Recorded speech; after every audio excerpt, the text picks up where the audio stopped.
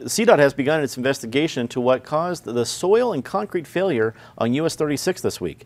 Because of the unique public-private partnership set up for the expansion of US 36, who is to blame and who is responsible for the cleanup is still in question. CDOT approved $20.4 million for the cleanup on this Thursday. Megan, is this going to bring a sharper eye to other public-private partnerships, just like the one that's going to be dug up in I-70 in the middle of town that's happening as we speak? Absolutely. I think you look at what just happened with the US 36 project. You look at the debacle going on with the Great Hall Partners, P3 out at the airport, and their legal wrangle right now to find out who should be on hook for that money. You look at RTD's problems with their public-private partnership. You know, that technology perhaps should have been abandoned a long time ago, but the P3 pushed forward with it, and now we've got a light rail system that has struggled to open.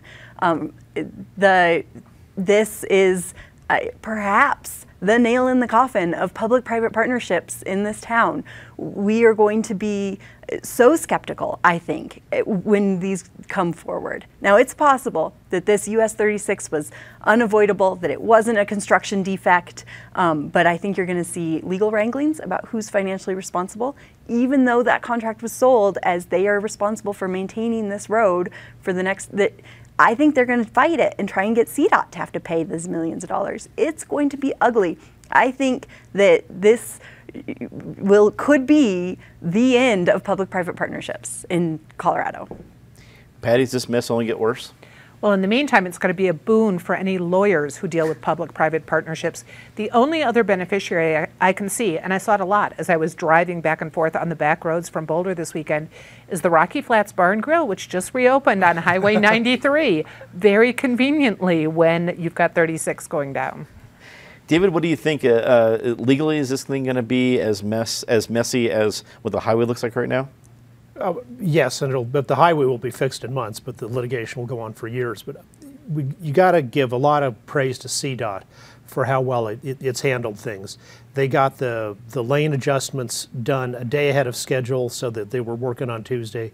And whatever else you say about remodeled 36, both directions are so wide with large shoulders that they have the room to have two well-functioning lanes going in each direction, just using the westbound side of it. So that was the road design itself had a good backup for what this construction defect appears to be.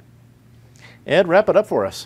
I'm going to have to disagree with Megan on the public-private partnership aspect, and that is because CDOT is essentially building its model around public-private partnerships now. If you're going to really build a front-range rail or a metro rail into the mountains, as Jared Polis is really pushing to do, you're going to need private partners on this. So I think there will be a lot of investigation into this, but don't expect to see the state turn away from public-private partnerships just because a couple of these have not worked out.